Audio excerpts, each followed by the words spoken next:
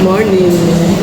Kakain tayo sa Balor. Namiss namin ni Bryce. Bakasyon na kasi ni Bryce. Kaya, kain tayo sa paborito ni Bryce. Churros sa chocolate. Kasi, galing lang namin ng school ni Bryce. Kinuha namin yung grades niya. At, thank you Lord. Kasi lahat pasado yung kanyang mga grades. Mahirap yung kanilang subject. Kaso, okay naman. Kumusta man naman kaso? Okay, so yung naputol. Lumapit kasi yung isang staff dito. Pinay taga, hindi ko yung taga saan siya, yung taga Ilocos o Pangasinan. Pero halos lahat dito staff ay mga Pinoy. Lahat ng mga, halos lahat ata sila.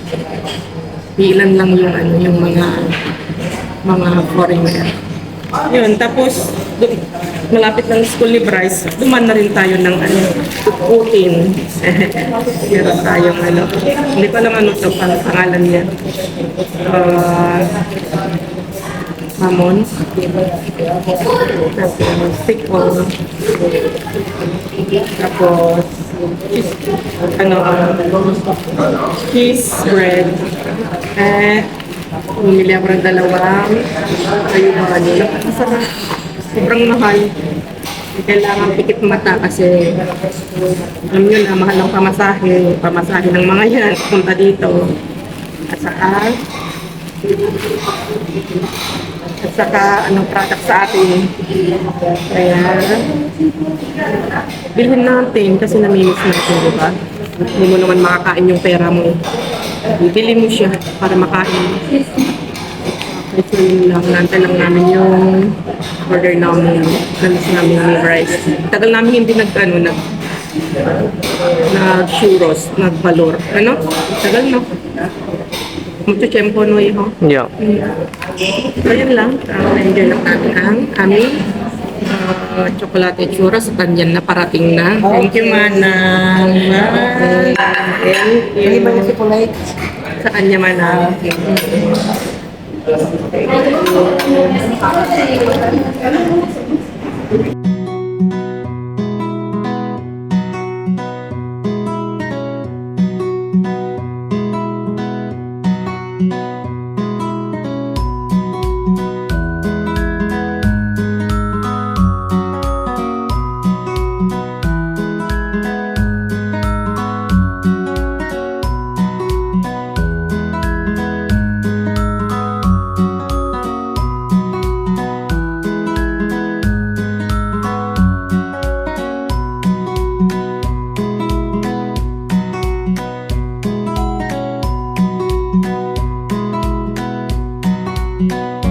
Andito na tayo sa bahay, mga kakalkal. Dumaan tayo saglit sa supermercado, diyan sa palengke. At bumili tayo ng pagkain namin ni Bryce. Kasi sabi niya, mama, namimiss daw niya ang steak. Bumili tayo ng tomahawk, mga kakalkal. Pero binili ko na yung walang buto kasi kapag kinilo pa yung may buto, yung bone niya, mabigat na. Kaya yung laman lang yung binili natin. At yun yung natin pagkain namin ni Bryce mamaya. Pagkain ng pulubi ng commentator natin dyan na hindi makapag-move on. Hindi siya makamove on sa atin. Ay, kawawa naman si ma'am. Kung saan nanggagaling yung kanyang ay, kung saan yung nanggagaling ang nyo ay mga inggit sa katawan yan. Sigurado yung mga ganyang comment, inggit na yan sa katawan.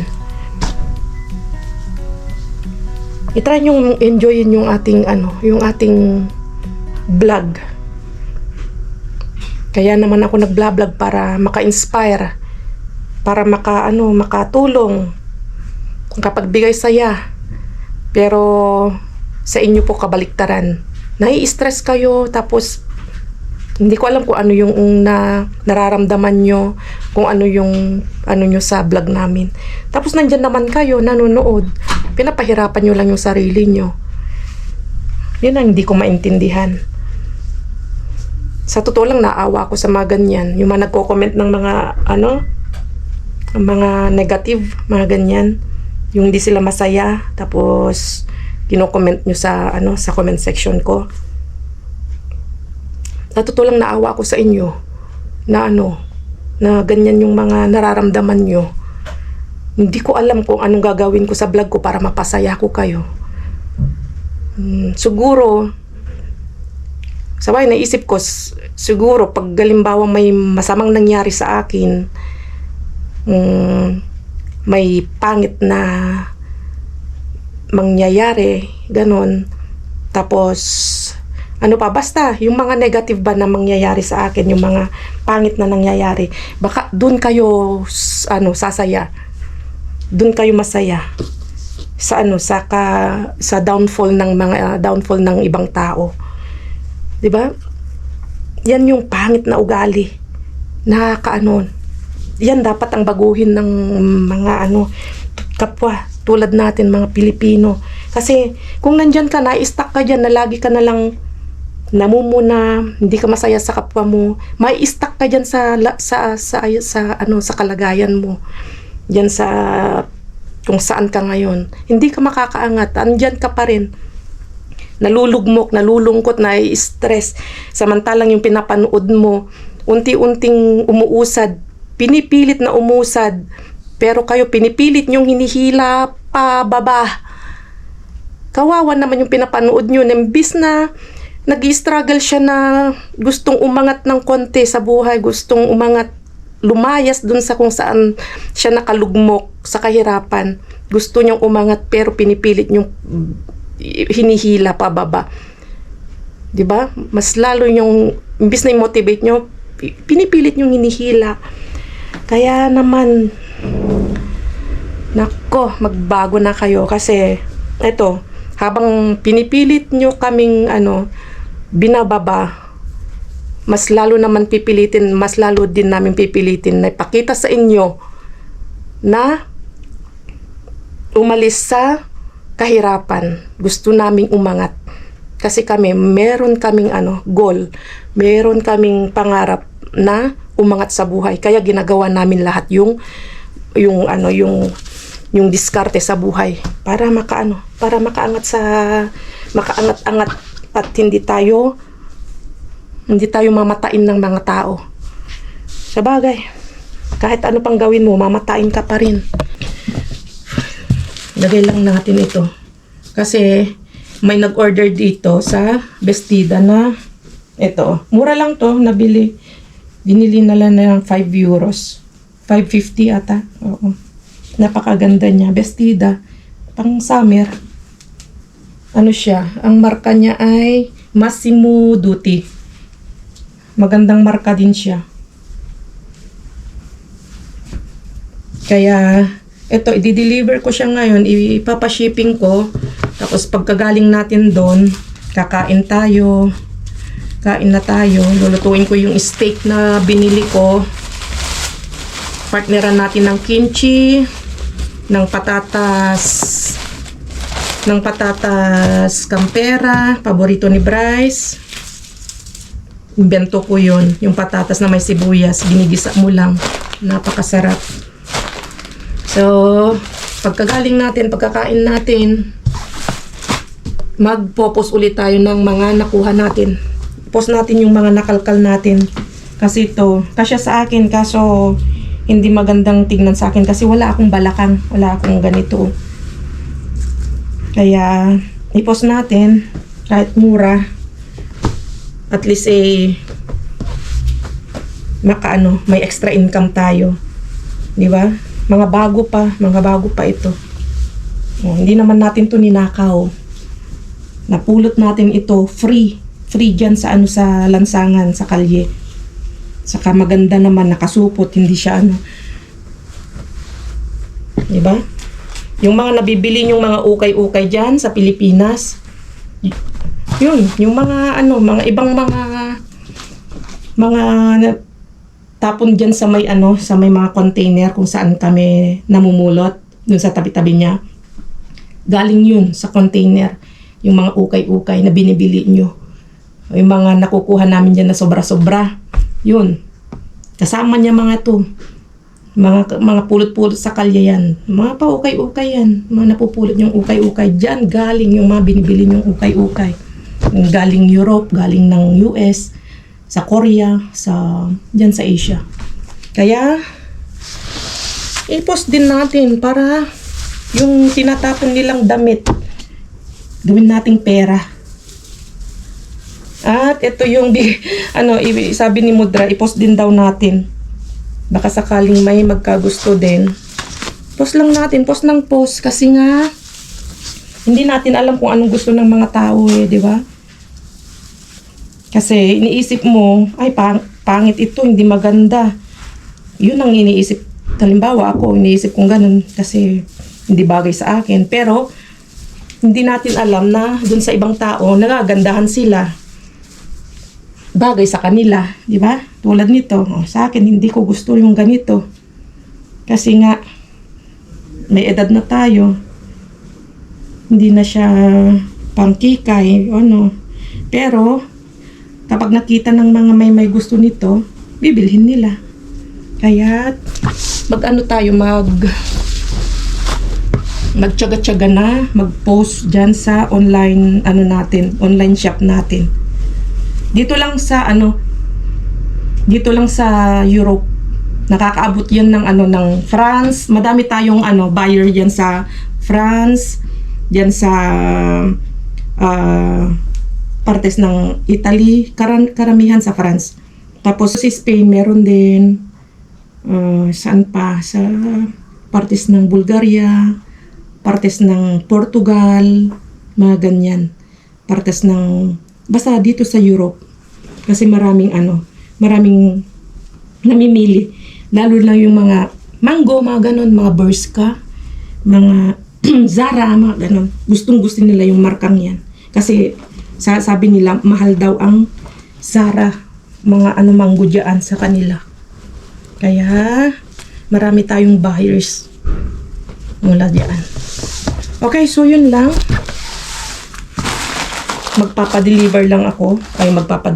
Magpapa-shipping lang tayo. Gawin natin pera, another income. So, let's go.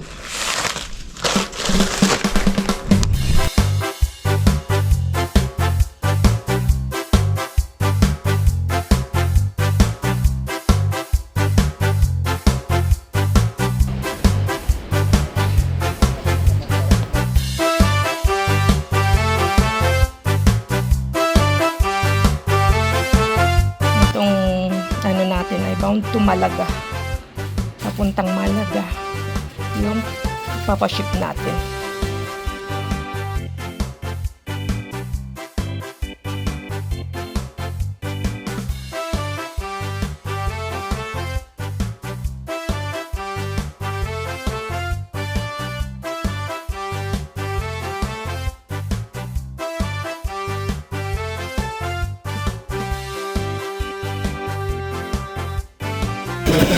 Okay. Listo, gracias. Talaga. Ayan, tapos na naman tayo magpa-shipping. Pera na naman yun. Another income, extra income. Busy si Jess Vlog. Diba? Yung nagsasabi, nagko-comment na ba't di ako maghanap ng magandang trabaho daw, ng totoong trabaho. Bakit yung ginagawa ko laro ba? Bakit? Hindi ba totoong trabaho itong ginagawa ko? Trabaho to. At saka isa pa, nag-e-enjoy ako. Nag-e-enjoy at saka masaya ako sa ginagawa ko. Trabaho na to eh. Ano ba sa tingin nyo? Hindi ba trabaho? Naglalaro lang ba si Jess Vlog? Busy si Jess Vlog. Kala nyo nagda-dumpster lang sa gabi. Busy rin yan sa umaga. Ay sa araw. At saka busy rin maging ina at maging asawa maliban dun. Diba? Busy sa trabaho. Sa extra niya. Kaya go lang tayo. Go. Okay? Let's go na at napakainit. Grabe. Let's go. Oh, yan. Shout out kay Ma'am Dignity. Kay Ma'am Dignity daw. yung yung lagi nagko-comment sa atin na ano daw tayo. Pulubi. Tapos, ano pa ba yung mga comment niya ng papang. Ma'am, shout out sa'yo. Ito lang naman yung pagkain ko. Pagkain ng pulubi, ng basurera. Pagkain ng basurera dito sa Espanya. Yung pulubi sinasabi mo. Naka-stick lang naman yung pulubing basurera na lagi mong sinasabihan. Nakapatay gutom. Ito lang naman ang ulam ni Jess Vlog. Patay gutom. Ayan o. Posibleng hindi ka maglalaway dyan. Pinaglalaway kita ngayon. Diba? Patula si Jess Vlog. Hayaan mo siyang maganda din paminsan-minsan patulan natin yung mga ganyang klaseng tao. Yummy! Na-miss ko ang mais. Bumili tayo ng mais. Malagkit. Puti.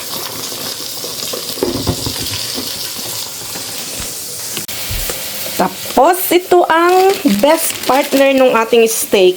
Yung nakuha nating padron, sili padron. Wow. Perfect. Tapos, bumili ako ng kimchi na partner para may rin tayo. Meron tayong atsara. Ay, yun may mga na pala, bulok-bulok na. So, alisin natin. Piliin natin pa yung mga pwede. Hugasan lang natin mabuti. Tapos, sunod nating luto pag naluto na yung ating steak. Kakamayin na natin. Bibitinin natin. Siyempre, kunin natin yung the best. Sa gitna. Ooh, wow. Tamang-tama lang ang luto. Yan. Hindi siya nagdudugo. Hindi siya tamtaman lang. Wow. Kain. Tingnan natin.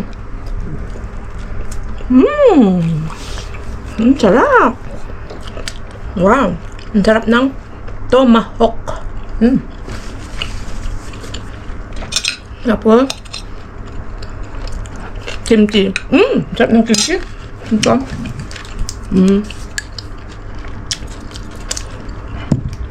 Tapos ito yung nakuha natin. Padron. Tamang-tamang partner niya. Kain tayo. Tapos mamaya, titakas na sa Alcalan. Kain tayo.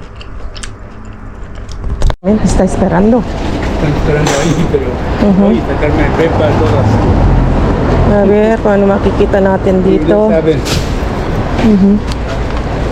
Mira. A ver si hay más cosas. Yo creo.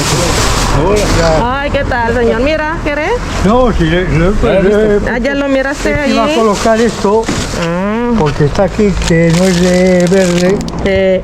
Mira, aquí hay más champiñones. No, pero ya están. Y había bastante. Ya están feas. No, mira, camote. No, pues esto no está muy mal. Bueno, un plátano ya llevamos ayer. Ya lo llevamos mal. Bueno, sí. Sí, están buenas. Sí. Con uno estoy bien.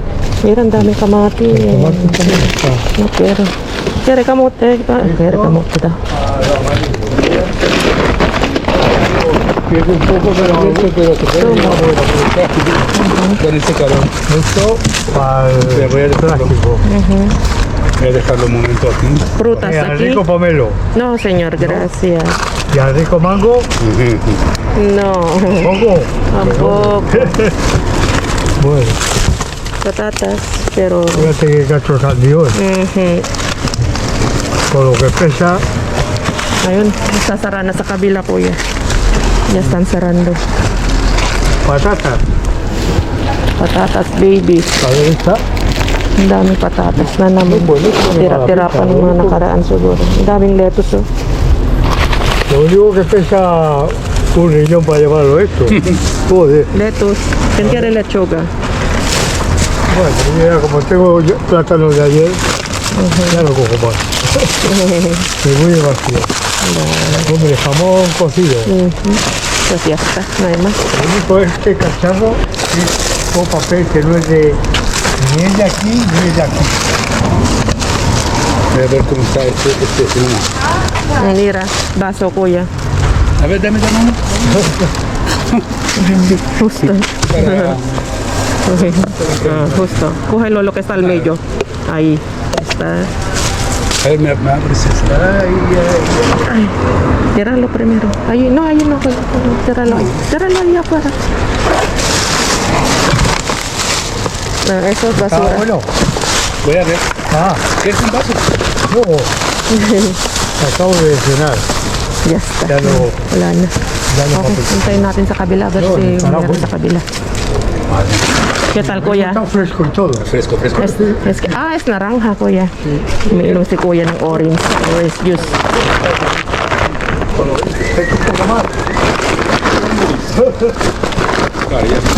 Tapos may kamote tayo, pang buridibud ba? Ang laki-laki ng kamote. Pag binili pa natin to sa palengke, siguro ito nasa ano na rin to, 1.50. Nasa 100 pesos. Makatipid tayo ng 1.50. May pang buridibud na tayo. Okay, so wait lang tayo sa kabila. Alam mo yung pakiramdam na napagod ka na, pero lumalaban ka pa rin? Umusad ka lang ng tahimik.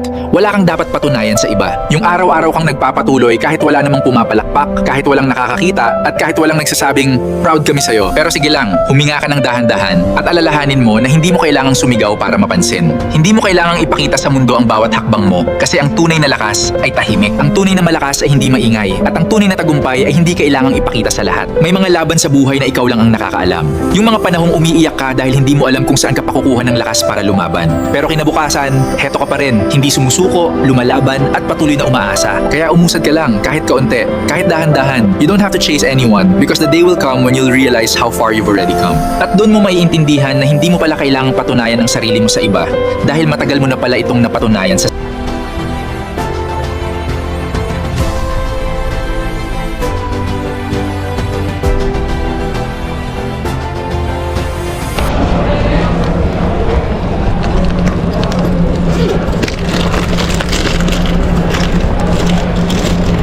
Naku, madilim, hindi nyo kita.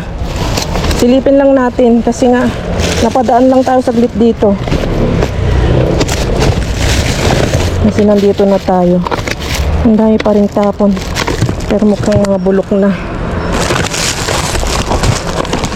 May dumaan na rin dito.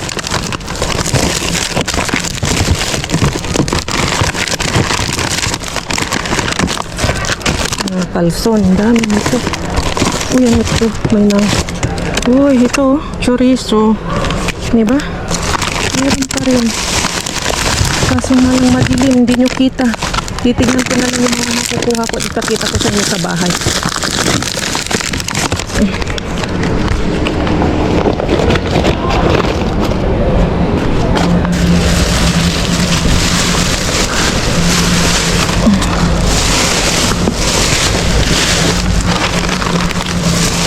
Pasensya na kayo, madilim. Yok, kiyas ko.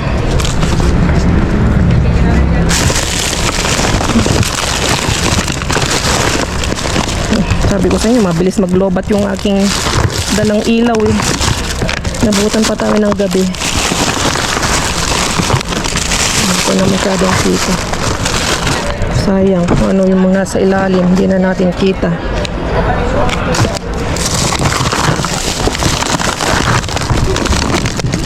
May mga beer. Ano tayo ng pang...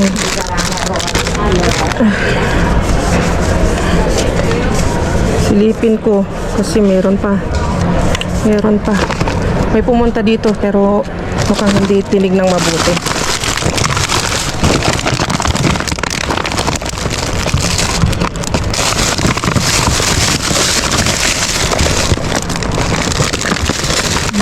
Sugatan. Yung isang silipin natin ito. Mukhang nandito yun. Mukhang nandito yung mga iba.